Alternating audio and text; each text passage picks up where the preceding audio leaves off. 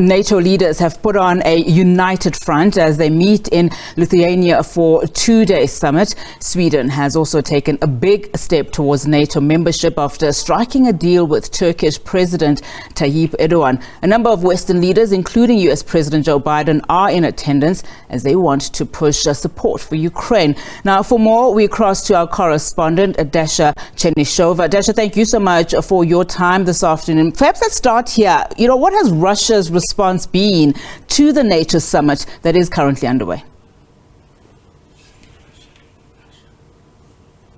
Well, as we have heard from the Kremlin spokesperson Dmitry Peskov, Moscow is closely monitoring all the developments of this NATO summit. Moscow believes that the tough analysis and thorough analysis of the decisions that will be taken there, as well as the statements made by the NATO leaders, will be due in the Russian capital. We also have heard Moscow saying that the NATO leaders are now talking about Russia as an adversary, as an enemy, and Moscow takes the note of that development. And as well, of course, Moscow has been commenting on the enlargement plans of this North Atlantic military alliance. Moscow insists that the enlargement of NATO is posing a threat to Russia, the existential one, to which Russia will be forced to respond. Now, of course, there are very different reactions to the membership of Sweden and to the membership of Ukraine in the NATO alliance. Russia has been saying that it will have to take some retaliatory measures, a response should Sweden also become yet another member of the military alliance. Of course,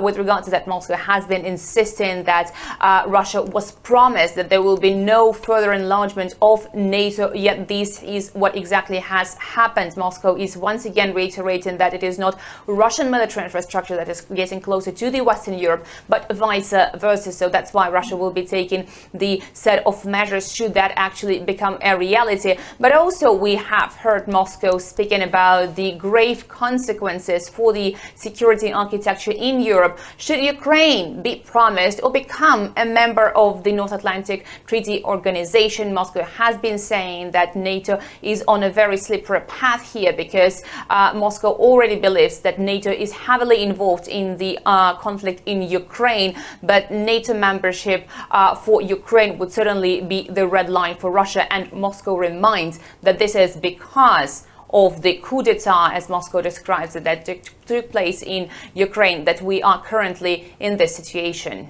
Another issue that is, of course, receiving much attention is this 3-hour meeting between Putin and, of course, the Wagner leader Prigozhin, which has now raised questions about the revolt by Wagner, that we saw play out in June. At the time, of course, Putin labeled this as treason. Just talk to us about those talks.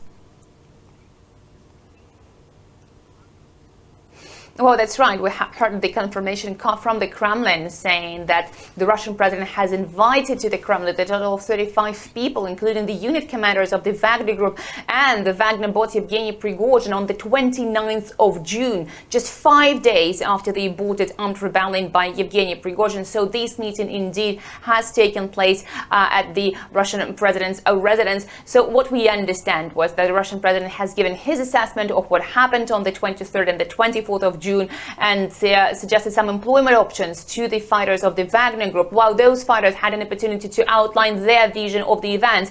But most importantly, of course, according to the Kremlin, is that very fact that after this meeting and in that meeting, the soldiers of the Wagner group have confirmed that they were the staunch supporters of the Russian president. So certainly this development is raising many questions among the Russians as to what that actually was all about, whether there was real mutiny, whether there was the real uprising and dissatisfaction among the Wagner fighters, or what it was all about. Because certainly now the understanding is that Yevgeny Prigozhin has been critical for months, calling on Gerasimov, Shoigu, the Russian army chiefs, for the ammunition, blaming them for the lack of ammunition, and also criticizing the decision making within the Russian Ministry of Defense, and then marching towards the Russian capital with the tanks, and then having a meeting with the Russian president at the Kremlin. So certainly many questions remain unanswered, but certainly what the Russian authorities have been trying to say is that the Russian people have shown and proven to be united behind the Russian president, and also the fact that even Wagner fighters who have participated in that mutiny are now being welcomed at the Kremlin. Not only were the Russian public, left puzzled by this, but also, of course, the US, Europe and China also coming out and speaking out about what happened. So what are, conversations with those countries as Russia having, of course, barring the US?